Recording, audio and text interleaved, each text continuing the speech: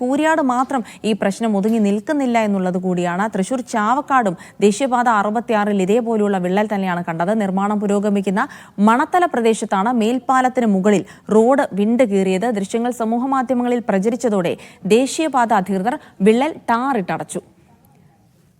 K Akhil വിവരങ്ങൾ നൽകാനായി ചേരുന്നുണ്ട്. അഖിൽ, തൽക്കാലത്തേക്ക് ഓട്ടയടച്ചു എന്നുള്ളതിനപ്പുറത്തേക്കൊരു നടപടികൾ ഉണ്ടാകുന്നില്ലേ? സ്വാഭാവികമായിട്ടും അത് ഏറെക്കാലം നിലനിൽക്കാൻ വഴിയില്ല. നിർമ്മാണത്തിലെ അശാസ്ത്രീയത കൊണ്ടാവാം ഇത്തരമൊരു വലിയ വിള്ളൽ ഉണ്ടാകുന്നുള്ളൂ. അപ്പോൾ അതിൻ്റെ ഒരു പ്രശ്നം പഠിക്കാതെ അതിനെ മുകളിൽ മാത്രം പരിഹരിച്ചു പോകുന്ന ഒരു സ്ഥിതിയാണോ നിലവിൽ തൃശ്ശൂരിലുള്ളത്?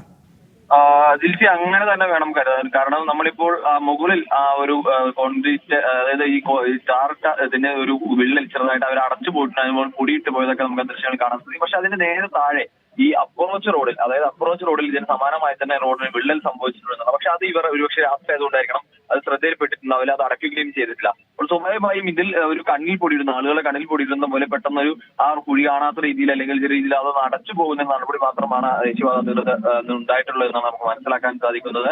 ഇന്നലെയാണ് ഇത് ജനങ്ങളുടെ ശ്രദ്ധയിൽപ്പെടുന്നത്. അപ്പോൾ തന്നെ ആളുകളൊക്കെ തന്നെ ഇത് വലിയ രീതിയിൽ സമൂഹ മാധ്യമങ്ങളിലൂടെ പ്രചരിപ്പിച്ച് തുടങ്ങുകയും ചെയ്തതാണ്. കാരണം ഈ വിള്ളൽ ഉണ്ടാകുന്നു. കാരണം നമുക്കറിയാം ഈ കുഴിയുടെ സംഭവിച്ചതുപോലുള്ള ഒരു പ്രശ്നമൊക്കെ ഉണ്ടാകുന്ന ആശങ്ക ജനങ്ങളെ സംബന്ധിച്ചോളം ഉണ്ടാകുമെന്നാണ്. കാരണം ഇതും ഒരു അതായത് അടിപ്പാതയ്ക്ക് മുകളിലായി പോകുന്ന ഒരു അടിപ്പാതയ്ക്ക് മുകളിലായി പണിഞ്ഞിട്ടുള്ള പാലം പോലെയാണ് എന്നുള്ളതാണ്. അതായത് പാലമല്ല, പക്ഷേ ഈ അവിടെയൊക്കെ നിർമ്മിച്ചതുപോലെ തന്നെ സൈഡിൽ കല്ല് വെച്ച് കെട്ടി അതിനുള്ളിൽ മണ്ണ് ഫില്ല് ചെയ്തിട്ടുള്ള ആ ഒരു ഫ്ലൈ ഓവർ പോലെ നിർമ്മിച്ചിട്ടുള്ളത് തന്നെയാണ്. അതിലാണ് ഇപ്പോൾ വിള്ളൽ കണ്ടിരിക്കുന്നത് എന്നതാണ്. അപ്പോൾ അതിന്റെ ആശങ്ക സ്വാഭാവികമായും ജനങ്ങളെ സംബന്ധിച്ചോളം ഉണ്ട്. അവർക്ക് ആശങ്കയുണ്ട്, അതിന് പ്രതിഷേധം ജനങ്ങളെ സംബന്ധിച്ചോളം ഉണ്ട്. കൃത്യമായ ഒരു നടപടി സ്വീകരിക്കണം എന്നുള്ള ആവശ്യം തന്നെയാണ് ജനങ്ങളെ ഭാഗത്ത് ഉയർന്നു വരുന്നത്. എന്തായാലും തൽക്കാലം ജനങ്ങളെ കടലിൽ പൊടിയുന്നത് പോലെ ആ മുകളിൽ പാലത്തിലുണ്ടായ വിള്ളൽ ദേശീയപാത അതോറിറ്റി അധികൃതർ അല്ലെങ്കിൽ കരാർ കമ്പനിക്കാരെത്തി അടച്ചിട്ട് പോയിട്ടുണ്ട്. പക്ഷെ അതിൽ കൃത്യമായ മറുപടി പറയാനോ പ്രതികരണത്തിനോ ഔദ്യോഗികമായ പ്രതികരണത്തിനോ ഇതുവരെ ഇവരും തയ്യാറായിട്ടില്ല.